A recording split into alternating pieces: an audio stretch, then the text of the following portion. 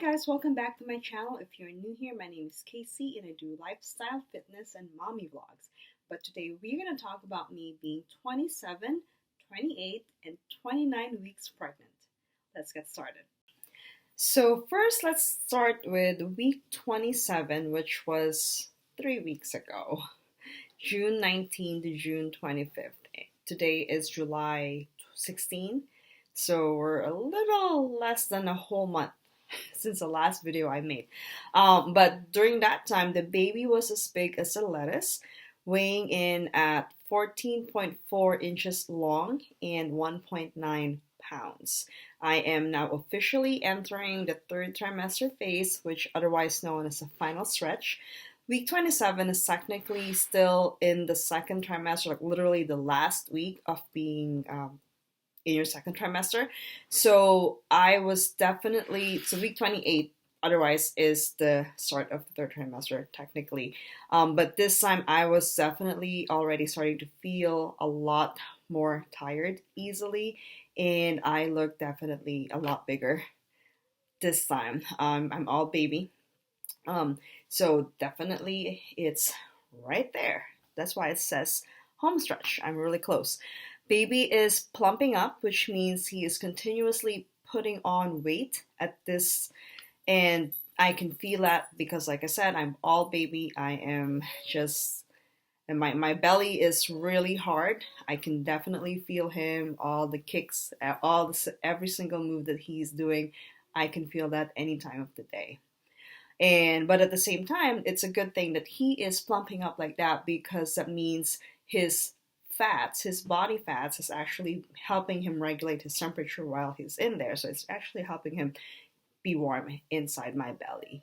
Baby's organs are almost fully developed, which means there's a lot of growth happening in his brain. And just like I mentioned earlier, the belly spasms, which also means that the baby is practicing hiccups, which is really cute because it's also I feel like for me, it's like his way of communicating with me as well. So that's really good. And I can feel that any time of the day. Like I can feel it right now, but it's very, very more apparent when I am in bed trying to get ready to fall asleep. So there's that. As far as for me, how I'm doing, like I said, I'm just feeling a lot more tired at this time. I am, noticing a lot of swelling on my foot, especially. And so just overall fatigue. And then so every time I feel that way, I just make sure to take a little break and try to go to bed as early as I can, if I can. But other than that, that's really all. There's really nothing else that's new that's been going on with me as far as my symptoms. So I will leave week 27 at that. All right, so now that we've got week 27 out of the way, let us talk about week 28 and 29, which is also officially the beginning of third trimester, which means this is really the home stretch. So from a lettuce, the baby is now the size of a acorn squash. And once again, I am using my Bump app as a reference. And at this time, the baby is now about 15.2 inches and 2.5 pounds. So let's see what's going on with the baby. So according to this, it says that the baby is now dreaming. So can you imagine having like a little dreamster inside your belly? I wonder what he's dreaming. But that's really cool to know. The baby is now dreaming. Doctors know baby has sleep cycles, including REM sleep, which is when dreaming occurs. So at this point, I can definitely tell when he's awake and asleep, and he just moves all day long, and I can feel him all day, which is a great thing because he's a really active baby. Baby is also practicing breathing by moving his or her diaphragm, which is another cool thing. And then finally, the app also says that this is a time when I can actually start counting kicks. I've never actually done that, but that sounds like a really cool thing to do, so I'm going to learn how to do that.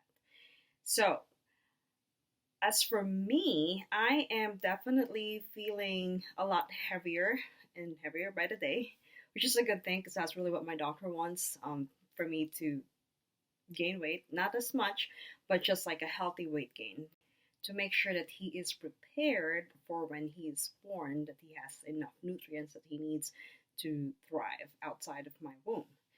As for me, at week 29, like I said, the baby is as big as an acorn squash at this time and measuring about 15.2 inches and 2.5 pounds. But the app also says that that could actually triple by the time the baby is born.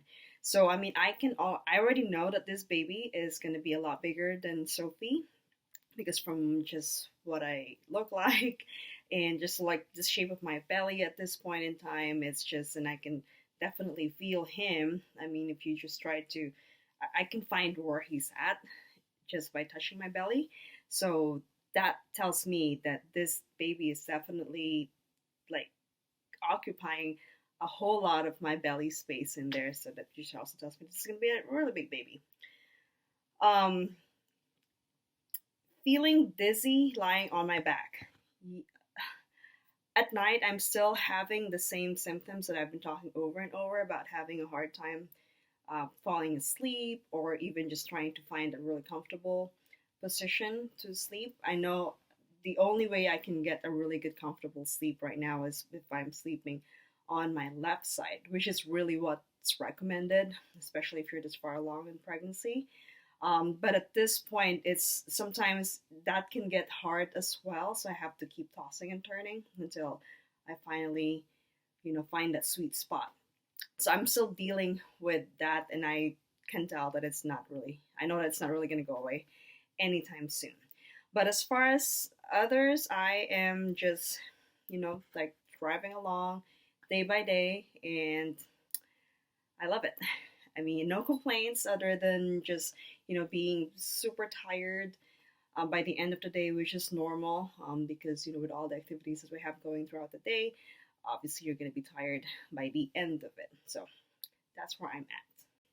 But other than that, everything else is going really smoothly, thank God. And I'm really happy that's how the way it is. I really try to be positive every day because I really want to be healthy throughout this pregnancy and not have to stress a lot about other things that I can't really control. So, so there you go. But the other thing that I wanted to talk about that's really big that happened during this 28 and 29 is to talk about how our amazing first Disneyland trip with Sophie went. So let me take you back a little bit back in the day. So it was end of June when we left, and at that time I was still week 28 at the time. That week was a very busy and big week for our family because when we did our very first trip on a plane to Disney with a toddler, this is the first time we're doing our trip to Disney or anywhere really because since the pandemic started and nobody can really go anywhere. But this is our first time going on a plane with a toddler to Disneyland and with me being heavily pregnant. I was 28 weeks, like towards the end of my 28 weeks pregnant by the time we got on the plane. So you can just imagine how many emotions were going through my head, probably Ryan's as well. It's all the worriness that is going through both of our heads at the time, preparing all of us for this travel. And it was like it went from like making sure that I have everything packed up and obviously it's it's bound to happen that I did overpack. So like we had to make sure that we have the strollers for Sophie and the car seat, which unfortunately that's the two things that we have to at least I thought that we have to bring with us. And when we did, it was not easy to travel with that, especially me being heavily pregnant because I can't really do a lot of the lifting as well.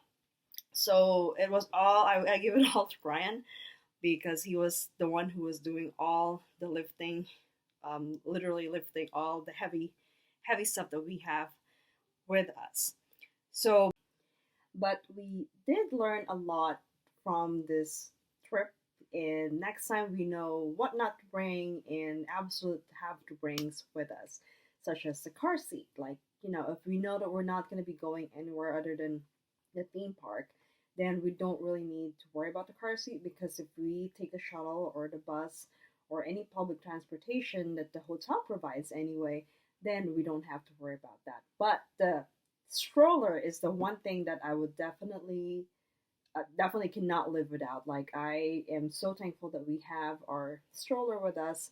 Although you also can rent those things at Disneyland when you get there, but I just prefer using our own. So next time, we may or may not bring those two things, but at least now we know we've experienced how it works with them.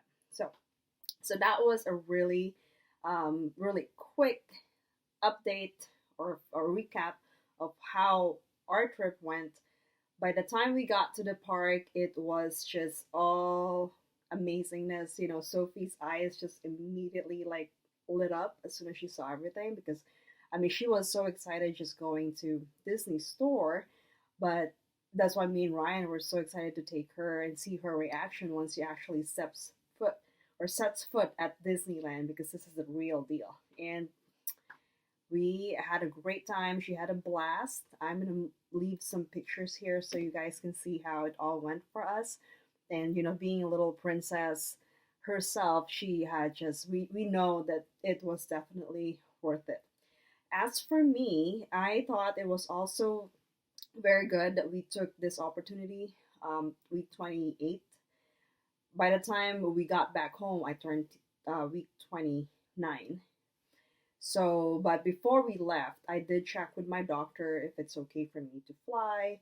I mean, obviously, there's a lot of these concerns about, flying when you're pregnant, but he did make me feel really comfortable that it is okay for me to fly during this time.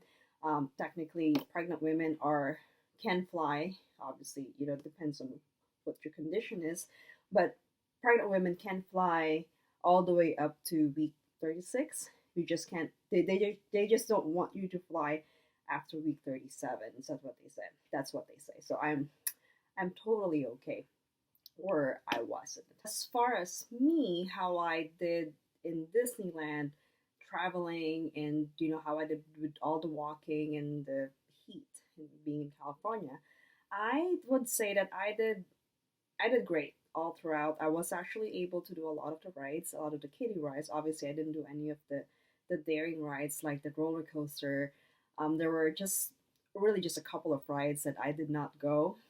Just Ryan just went by himself, but all the other ones I was able to do and experience it with Sophie and Brian at the same time. So that was a really fun experience. I would say that obviously I am going to be tired. I mean, I was tired. I get easily tired, is what I'm trying to say, with just all the walking and, like I said, in the heat. So I will just like try to make sure that I keep myself cool. When it's getting a little bit too much for me, I try to stop and take a little break. We have this fan that I got for Sophie, so that I would use that for myself every once in a while if I have to, or try to look for a shade.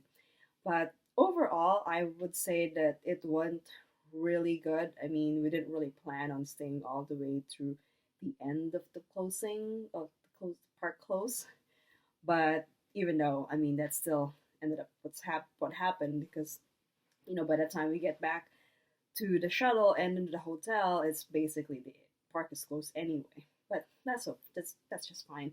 Sophie is having a great time. Like I said, we did a lot of the rides that she likes, and we even made seconds or thirds, going back and forth to the rides that she likes. She did actually like the Pooh Bear in the end, and so we did a lot of and a Small World. So we did a lot of those two rides over and over again until she's tired of it. I don't think she ever actually was tired of it, but you know what I mean. And then by the time we got back to the hotel, we were just all like super tired and just basically just flop on the bed.